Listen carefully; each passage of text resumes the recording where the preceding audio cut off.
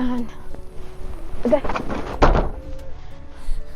Yan. So guys, bago ang lahat, paki-subscribe naman ng aking YouTube channel para mapanood nyo lagi ang aming trabaho dito, Farm New Zealand.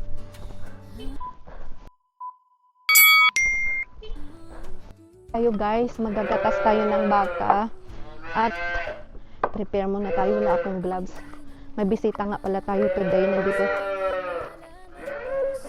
sinapari ko. Alam nyo ba, ang nanganak ngayong araw ay sabi ni tatay ng asawa ko ay 30 plus ang nanganak na baka. Dami, no? Tayo muna ay doon. Nilagay ko yung tubig. Yung tubig kong inumin. Nandoon magkulipan tayong yung luma na daw na gatas ang ating gagamitin. Ay, nandoon. Dalhin mo yan. Doon. Tapos dadalhin yung trailer. Tingnan mo nga dyan sa likod diyan. Tingnan mo sa likod o doon. Yan si Ate Kate, oh. Turuan mo kasi akong mag-drive niyan para maano. Nalimutan ko na, dati marunong naman akong mag-drive ng ganyan. Pero ngayon, ay hindi na kaya ng auntie mo. Bye-bye. Sabi ng anak ko, sige lang naman ikaw ag-video. Video lang ng video. Ayan guys, tingnan nyo.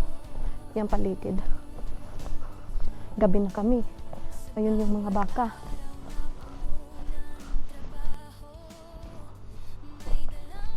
O, diba?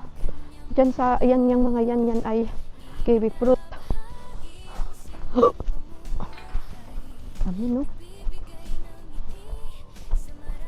Gabi na kami, guys. Yung ganitong mga panahon, ito yung talagang napakahirap na pagod na pagod. Tamo si natatay, kumain ng tanghalian ay alas 4 na. Magpo 4 o'clock na ng hapon. O, diba? Ito, nandito! Yan, ito yung mga, yung tawag dito ay mga bat lalagyan ng gatas. Ayan.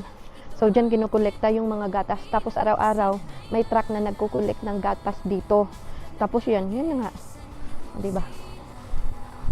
Ito yan, dalawang malaki. Ngayon, kukuha si nanay ng wala pang mga baka, halaka. Gagabihin sila mag-milking, sigurado. Alas 4:30 na, hindi pa nagmi-milking.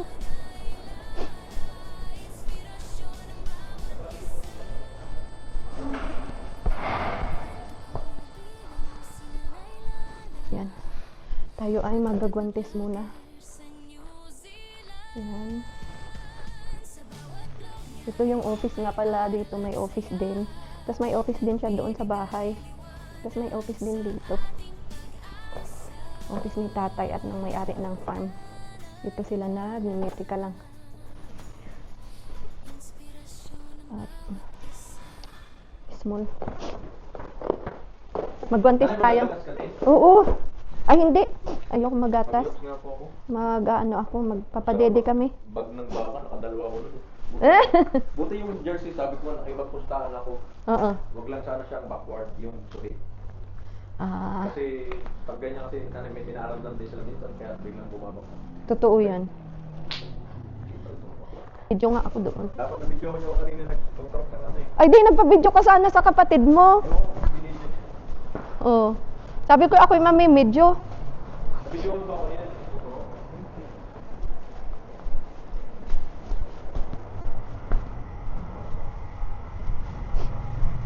Yan ngayon, mag-ano na tayo. Back to... Ay, bakit? Ah, ayan si Ate Kate, oh. Kaway-kaway naman, ate. Yan, oh, ayusin niya. Kaninang umaga, yung bunso ko, silang dalawa. Eh, hindi ako nakakasama sa umaga at ako'y nagluluto. Ngayon kaming mag-ina. Yan, magkukulik na kami ng itong lumang gatas. Oo. Yan daw doon sa ano, doon sa may dilim, ay doon sa walang ilaw. Ito ang luma. Oo, yung luma. Dali nang tayo magkasimula na. Bagong magatas. Wala pa man ang pagka milking pa. Ay, di magmimil, di baba muna ano natin. Ha? Baba muna yung gagatasan natin. Oo, sa baba. Dali na. Lagi na mainit, hindi. Ay, lalagyan, hindi ko alam. Wala tayo mainit. Ay, kasi oo, malamig yan eh. Yan ako kung may mainit doon. Lalagyan natin to, mga lalagyan ng gatas doon. Ay. Do, di ba? Matanda na tayo, mabilis mapagod.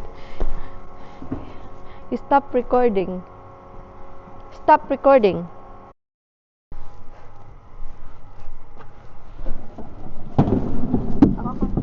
Dito. Okay. Stop recording. Yan, ang lalagay nga pala doon ay gatas. So, Naglagay ka mo ng tubig. Dito sa tabi yung matubig yung dahan-dahan. yung gatas nilalagyan ng mainit na tubig na konting amount kasi nga galing na siya doon dyan sa vat. Ayan ay naka-freezer. Kumbaga ay chilled pala yan siya, chilled. Yan ay naka-chilled, malamig. So, madididi ng mga baka yung malamig, sasakit yung tiyan, kailangan maligamgam. So, dadagdagan natin ng mainit na tubig.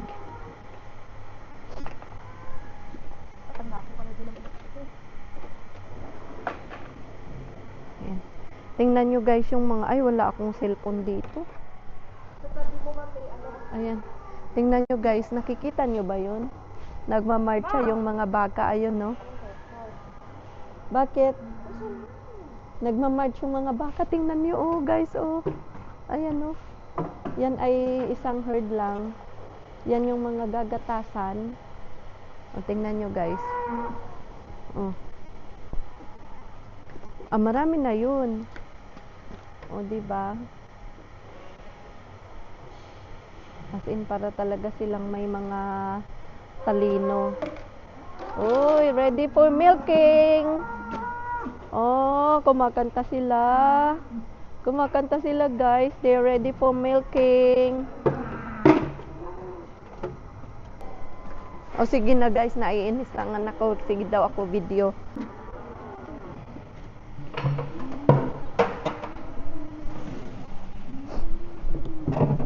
Okay.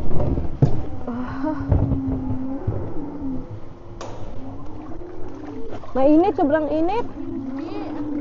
Ramdam ko eh. Hindi. Mainit na mainit oh. Ganyan inano namin yung kahapon ni Kin. Sabi ni, mainit na mainit, ramdam ko. Madumi yan, wag mo isaw-saw yung iyong gloves.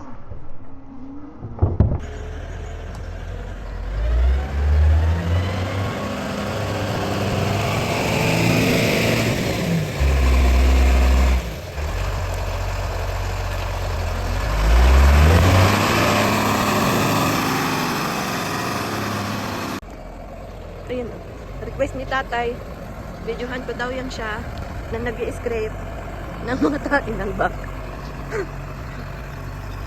Kasi dito guys, ito yung feed pad. I-stack na yung mga dumi nila. So, kailangan talagang i-scrape. Dumi na nga. Tapos tingnan nyo guys, yung mga pagkain na yan.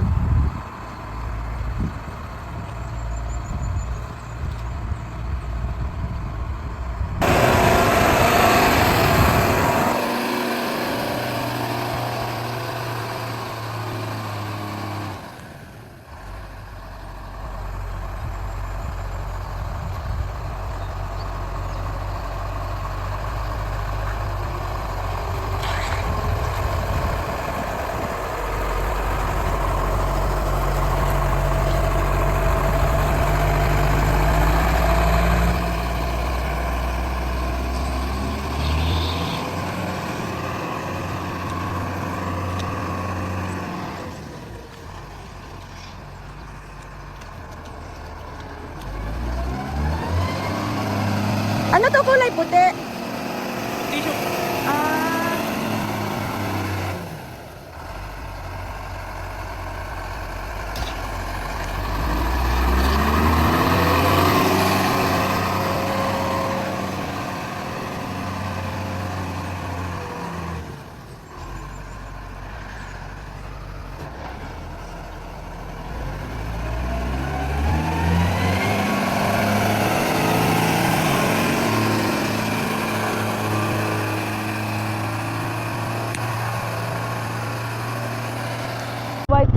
Sabi ni Ate Kate. Dahan-dahan lang tayo guys. Kasi, huwag mong idadaan dyan sa lubak dito sa may bandarian. Pag dito ay ano, doon mo idaan sa may side doon. Pagtabingi yung traktura na tatapon yung gatas. Kahapon, pinuno ni Ken, tapos kalahati din naman ang natapon. Ayan. O, diba? Ganti lang ang buhay namin. Ano yung mga bisita po na natulog po na? Ngayong araw lang, ayan, dito tayo sa baba. Dadaan tayo dito sa kuweba, madilim. Ay, ang ipinanganak nga daw ngayon ay 30. Oo. Alam nyo ba guys, ang baka na nanganak ngayon ay 33. Tapos meron pang hindi, baka nasa 40. Ha? Ha? Ay, ang daming natapon. Sayang. Ang daming natapon guys, oh. Oh, mabubo. Slow down. Uy! Oh, naghihintay sila. Ay. Ayan guys, simula na ulit kami ng padede ng guya. Kaya nga. Saan ko ba nilagay? Ah, nandoon. Teka lang guys ha. Gutom na sila. So kami.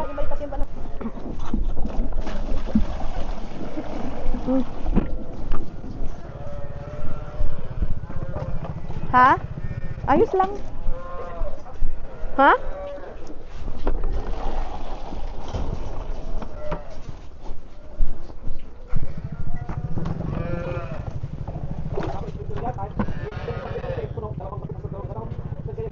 Kuya, 1, 2, 3, 4, 5, 6, 7, 8. Pagod. Oo. Papasukin tapos ilalagay yung shamis na doon. Pasok ka naman. Hindi na nakakagin. So hanggang dito na lang guys. Maraming salamat sa pagtanong. Mag-subscribe at ilike ang video. Bye-bye. Pagod.